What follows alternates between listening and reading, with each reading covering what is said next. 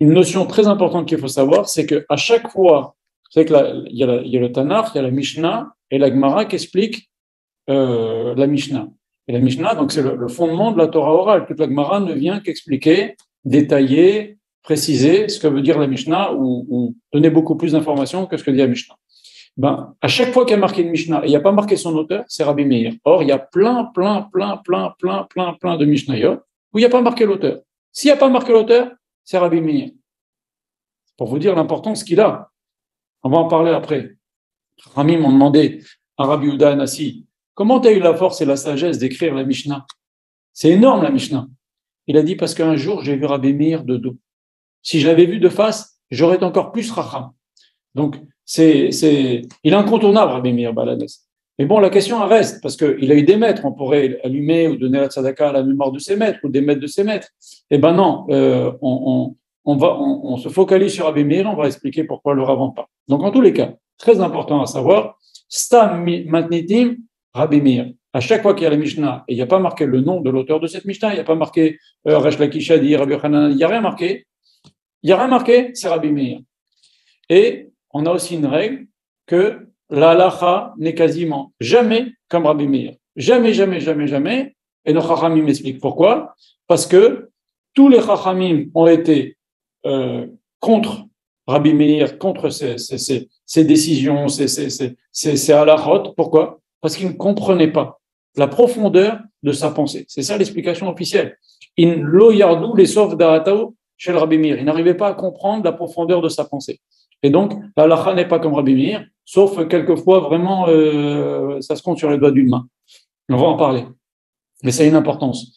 Donc, c'est quand même très important. Toutes les Mishnayot où il n'y a pas marqué le nom, c'est Rabbi Meir. Et Rabbi Meir, la Gemara raconte une histoire très impressionnante. Il y avait un Rav, un Amora, qui marchait. Et il croisait Eliyahu Hanavi. Il lui dit, Navi, qu'est-ce que tu fais? Qu'est-ce qu'il fait Akadosh Baruch Hu maintenant? Il dit à Akadosh Baruch Hu, il étudie la Torah au nom de tous les Chachamim, ici tous les Chachamim, sauf Rabbi Meir. Ça faisait déjà 200 ou 300 ans qu'il était mort, Rabbi Meir. Rabbi Meir est mort après la destruction du deuxième temple. La destruction du deuxième temple, c'est là où, c'est à peu près à cette époque-là ou un peu après le deuxième temple, il y a Rabbi Akiba qui a commencé à étudier, se faire connaître, etc. Rabbi Akiba a eu 3 périodes, 40 ans à Maaretz, 40 ans il a pris la Torah, 40 ans il a diffusé la Torah. Donc, c'est, je sais pas, peut-être 50 ans après la destruction du deuxième temple, cette histoire avec Rabbi Meir, à peu près. Voilà. Que Rabbi Meir a commencé à grandir, à se faire connaître. Et donc 300 ans après, ce Amora, les Amoraïm, c'est ceux qu'on trouve dans la Gemara, croise Rabbi Eliyahu Hanavi qui lui dit qu'Akadosh Baruch Hu écoute la Torah de tout le monde. Il cite la Torah, il étudie la Torah au nom de tous les Chachamim, sauf de Rabbi Meir. Alors, ce Rav dit à Eliyahu Hanavi, et pourquoi? Eh bien, il lui dit parce que Rabbi Meir a appris aussi auprès de Acher. Acher, c'est Elisha ben Abouya, qui était un Tana, qui est arrivé au Pardes, ça veut dire à l'état le plus grand niveau de spiritualité, mais il a craqué, il a dérapé. On en a parlé dans un des cours, je ne vais pas recommencer sur ce sujet, mais en tous les cas, après, il a commencé à dégringoler, il a commencé à faire des bêtises avec les femmes, il a commencé à faire n'importe quoi, à dégringoler complètement. Et Rabbi Meir Baalanes, qu'est-ce qu'il faisait? Il allait apprendre quand même chez lui, malgré que lui se conduisait très très mal.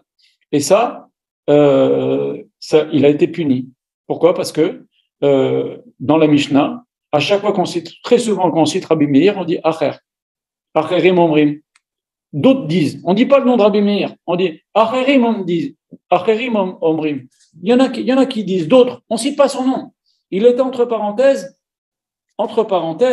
je précise bien, mis au banc. Pourquoi? Rabbi Meir, parce que il a appris chez ce tzaddik qui est devenu un rachat, qui a tourné kazakh, et donc Akadosh Baruch Hu, même 200 ou 300 ans après que Rabbi Meir soit mort, alors qu'on l'appelle Rabbi Meir, qui a éclairé les yeux des Chachamim.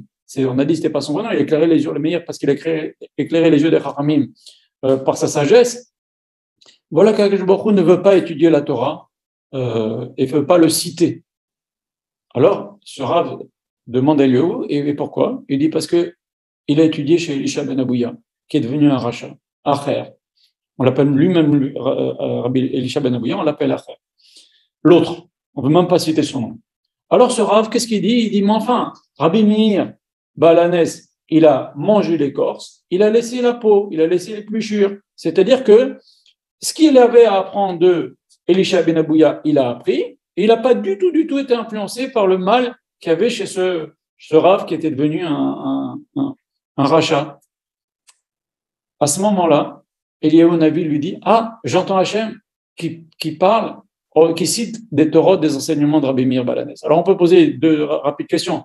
Qu'est-ce que c'est que cet enchaînement d'événements? Pourquoi Eliyahu Navi il est venu, il a raconté ça? On dirait qu'Akadosh Baruch Hu a décidé dans le ciel que ça suffit. La période où Rabbi Meir Balanes n'est pas citée, ça a duré 200 ou 300 ans. Maintenant ça suffit. On va demander à quelqu'un sur terre de trouver un argument à la défense de Rabbi Meir. Et c'est ce qui s'est passé. Il dit pourquoi Hachem ne veut pas? Hachem ne veut pas parce qu'il était avec Elisha ben Abouya. Alors il a expliqué, il a dit non, mais enfin, il a pris que l'intérieur, il s'est pas influencé. Et donc Hachem a commencé à citer dans le ciel Rabbi Meir Balanes. Ceci pour vous dire le poids d'une petite parole, même pour quelqu'un de décédé, et même quand il s'appelle Rabbi Meir Balanes. On peut aider, il a aidé Rabbi Meir Balanes 200 ou 300 ans après sa mort en disant un petit argument. Il a pris le fruit, il n'a pas pris l'écorce. La force d'une parole gentille, positive, pour le bien de l'autre, ça a aidé même Rabbi Meir Balanes, et maintenant Rabbi Meir Balanes, à que je beaucoup le cite. Voilà, cet épisode de la Gemara, il est quand même très frappant. En tous les cas, regardez ce qu'on a dit. Stam Mishnah, quand on cite pas un nom, c'est Rabbi Meir. Quand on cite un nom d'un Rav et un autre qui est contre ce Rav-là, et on ne veut pas dire que c'est Rabbi Meir, on dit Acherim Omrim, d'autres disent. Il a été, entre guillemets, mis au banc. On ne voulait même pas dire son nom à cause de cette histoire-là. Voilà. Qu'est-ce que Rabbina, il a dit? Tout celui qui voyait Rabbi Meir Balanes dans le Beth Hamidrash, il avait l'impression de voir deux montagnes se cogner et s'effriter. C'est-à-dire qu'il avait une pensée tellement forte, tellement profonde, il allait au fond des choses, et une connaissance extraordinaire, et une profondeur de pensée extraordinaire qu'il était capable de trouver des explications, des choses que, comme je vous ai dit tout à l'heure, les Chachamim n'ont jamais retenu la halakha comme Rabbi Meir parce que il n'était pas capable de comprendre la profondeur. Il n'y a qu'Akadosh Baruch Hu qui est capable de comprendre la profondeur de Rabbi Meir. Rabbi Meir aussi, il avait comme qualité extraordinaire, c'était la modestie, la sniout. Et il en avait une modestie extraordinaire. Regardez avec l'histoire qui s'est passée dans Masechet Shabbat. Rabbi Meir disait, jamais je n'ai été contre l'avis de mes amis. C'est-à-dire que même s'il avait un avis, et ses amis, les Chachamim, avaient un autre avis, lui se conduisait comme l'avis des autres Chachamim, et pas comme son avis à lui, dans la halakha. C'est pour vous dire la modestie. Et dans le Masechet, dans Yerushalmi, dans la Gemara Yerushalmi, il a raconté une histoire qui nous apprend sur la Hanava, mais vous devez certainement la connaître, je vais aller très très vite sur ça. Un jour, il y a un mari qui a dit à sa femme, tu es rentrée trop tard de la synagogue, vendredi soir, elle est rentrée trop tard de la synagogue, elle est au cours de Rabbi Meir Balanes, tu rentres pas à la maison, allez, je veux pas que tu rentres à la maison. Elle était malheureuse comme tout, elle va chez sa voisine, elle lui dit, et son mari lui dit, tu rentreras à la maison lorsque tu auras craché au visage de l'orateur. C'était Rabbi Meir, elle ne se voyait pas faire ça, elle était très malheureuse. Rabbi Meir Balanes, il a vu sa parole à Kodesh, il a fait savoir dans toute la ville, est-ce qu'il y a quelqu'un qui saurait l'ochesh? L'ochesh, c'est quelqu'un qui dit des phrases, entre guillemets, un peu kabbalistiques, un peu magiques, comme ça, des phrases un peu spéciales, comme ça. Alors, elle est venue. Sa voisine lui dit, écoute, vas-y, tu verras bien. Et elle arrive, Rabbi Meir lui dit, est-ce que tu sais être l'ochesh? Tu sais dire quelque chose là, pour me soigner? J'ai très très mal à l'œil. Elle lui dit, elle a eu tellement peur, elle était tellement impressionnée, elle était coincée, son mari l'a coincée. Elle a dit non, je sais pas. Elle lui dit, écoute, tu sais ce que tu vas faire? Crache-moi dans l'œil 7 fois, je suis sûr que ça va me guérir. Et elle lui a craché dans l'œil de Rabbi Meir Balanes 7 fois.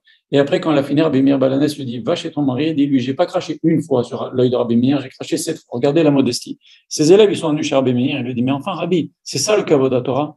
C'est ça le kavod HaTorah? Si on était au courant, on l'aurait attrapé ce mari, on l'aurait esquinté, il aurait reçu sa femme de force dans la maison, il ne peut pas l'empêcher de rentrer.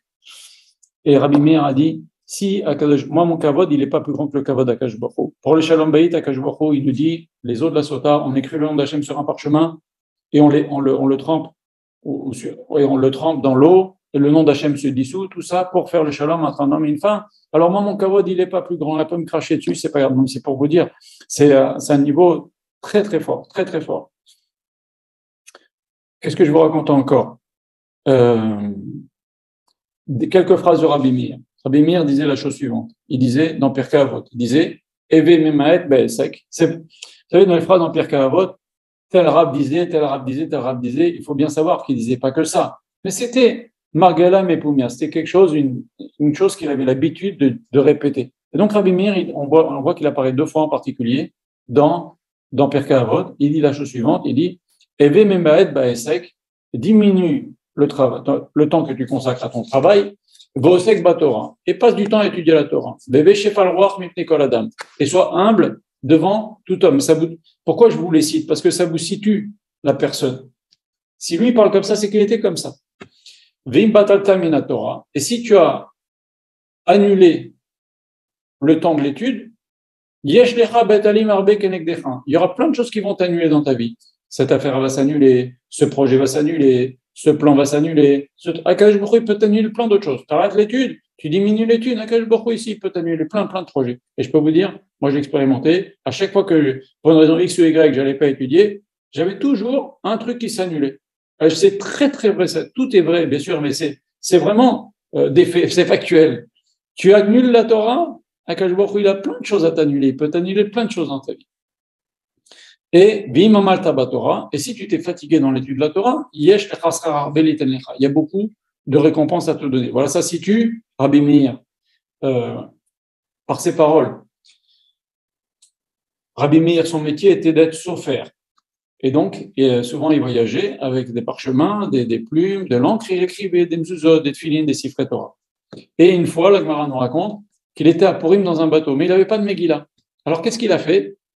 Il a écrit une Megillah dans le bateau, et après il a lu la Megillah, parce que la Megillah ne peut être lue que dans un parchemin, on ne peut pas lire une Megillah sur du papier, ou ni par cœur, parce qu'il la connaissait par cœur. Il a écrit sur le parchemin, et il a lu.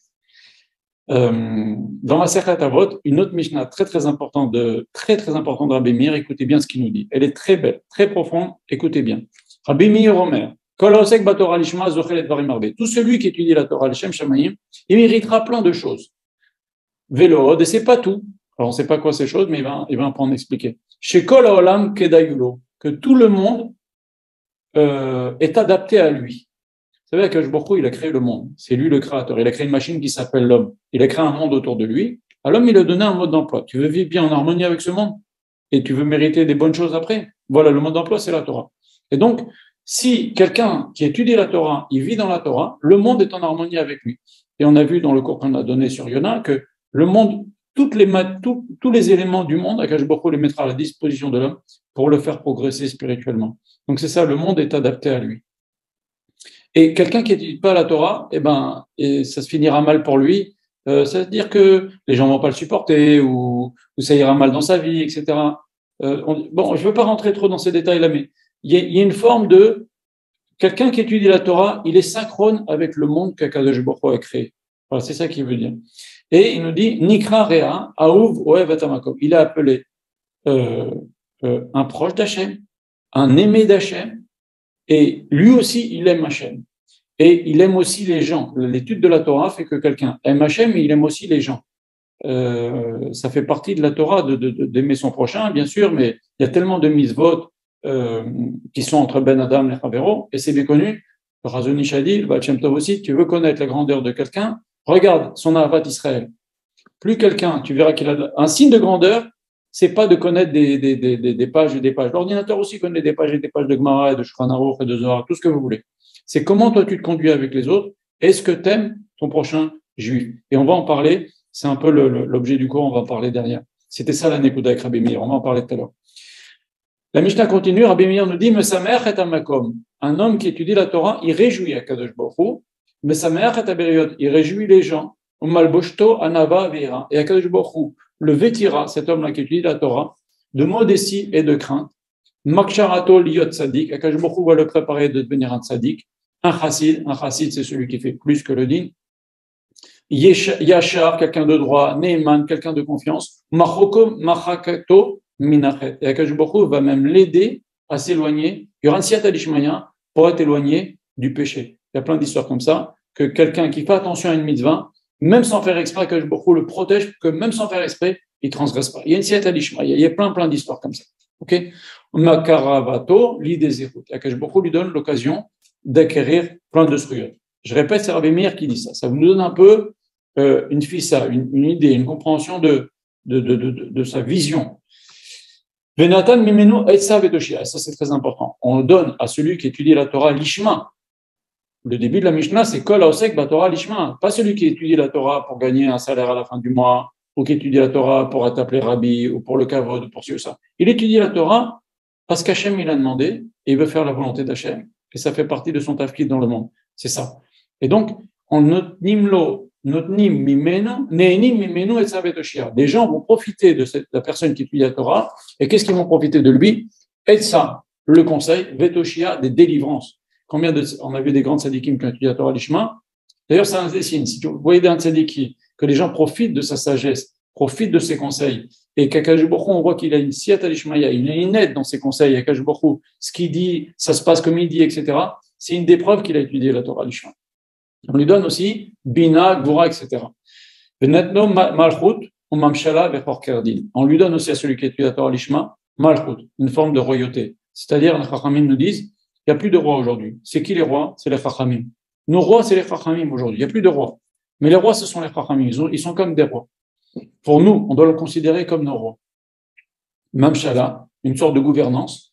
Vechokerdin, il a la profondeur aussi. Et on lui donne aussi la possibilité d'étudier, de comprendre en profondeur les halachot. C'est-à-dire le pourquoi du comment.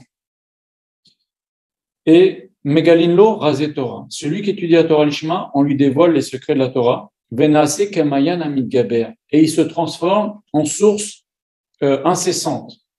C'est-à-dire que quelqu'un qui étudie la Torah l'Ishma, il peut vous donner 5 heures de cours. Une fois, Rabbi Yoshua Pinto a donné 8 heures de cours d'affilée. Comprenez? Quelqu'un qui étudie la Torah l'Ishma, parce qu'il a tellement appris, après ça, après une autre idée, qu'il pense à là, et truc, et qu'il y a ça, etc. À la fin, il s'est tellement rempli de Torah, il devient comme Ayan Amit Gaber. Regardez Blainara, tous les Chachamim, tous les Tzadikim, ils peuvent donner un cours par jour. Vous comprenez? Parce que c'est Mayan Amit Gaber, une source incessante. Et il deviendra quelqu'un de tsanoua, quelqu'un de pudique, Verer Roar, quelqu'un de humble, ou Morel Alelvono, quelqu'un qui pardonne quand on va lui manquer de respect, ou Megdalto, ou Moramanto, Al-Kalamas, mais Akash Borou va l'élever. Ça, c'est ce que disait Rabbi Meir. Rabbi Meir disait aussi dans Masechet Brachot, quelque chose d'extraordinaire. Il faisait parler à Akash Borou. Il disait, voilà ce que dit Akash Borou. Gemor Bechol Evafra. Ça, c'est moins connu. Décide bien dans ton cœur, Bchol Nafshecha, et dans ton âme, Ledaat et Darkai, de connaître mes voies. C'est Hachem qui parle. Rabbi Meir cite ce qu'Hachem dit. Décide bien d'apprendre mes voies de tout ton cœur, Vilishkot al daltotai al dolte toratai, et de frapper à la porte de ma Torah. C'est-à-dire, viens, approche-toi de la Torah, frappe à la porte de la Torah. C'est-à-dire, viens, essayer de comprendre, approche. Netzor torati belibechin, et garde ta Torah ma Torah dans ton cœur, venega denecha, et en face de tes yeux, tiérati, que ta crainte, ma crainte, la crainte d'Hachem soit en face de tes yeux. Shmor picha, garde ta bouche, mikolchet, de chaque faute, vetaer, et purifie-toi, kadesh atzmecha, sanctifie-toi, et écarte-toi, mechol hashma de toutes choses mauvaises. Ani, et si tu fais ça, Ani ye imcha berkol makom, je serai avec toi à toute occasion. Ça, c'est Hachem qui parle. C'est Rabbi Meir qui cite ça. C'est joli. Mais là, Chatroma aussi, Rabbi Meir a dit cette phrase qui est bien connue. Assez adam mitzvah achat, mosrimlo malach achat. Si un homme fait une mitzvah, on lui donne un ange qui l'accompagne. Tu fais 2 mitzvot, tu as 2 anges. Ok? Passage tes mitzvot, on lui donne 2 anges. Si un homme il fait beaucoup de mitzvot, on lui donne plein d'anges. Et pourquoi? Comme c'est marqué dans le verset, car Hachem a dit, j'enverrai des anges, j'ordonnerai à des anges de vous accompagner pour te garder. Et Rabbi Meir a dit, et pourquoi tous ces anges-là? Les shomrom imnamazikin, pour protéger l'homme de toutes les forces mauvaises. Il y a plein de forces mauvaises dans le monde. Or, Hachem a fait un est qu'on ne les voit pas, parce que si on les voyait, on serait terrorisé. Mais on est entouré de tas de choses, des choses pas bien, et il vaut mieux qu'on les voit pas, on s'en occupe pas. Or, Hachem, on a des livres de Torah à la maison, on a des bzuzot, on s'occupe pas de ces trucs-là, on a mieux à faire, on s'occupe de la Torah. Mais il faut savoir que tous les anges, toutes les mitzvot que l'on fait, grâce à elles, on a des anges qui nous protègent. Et c'est qui a dit ça? C'est Rabbi Meir Baal HaNes.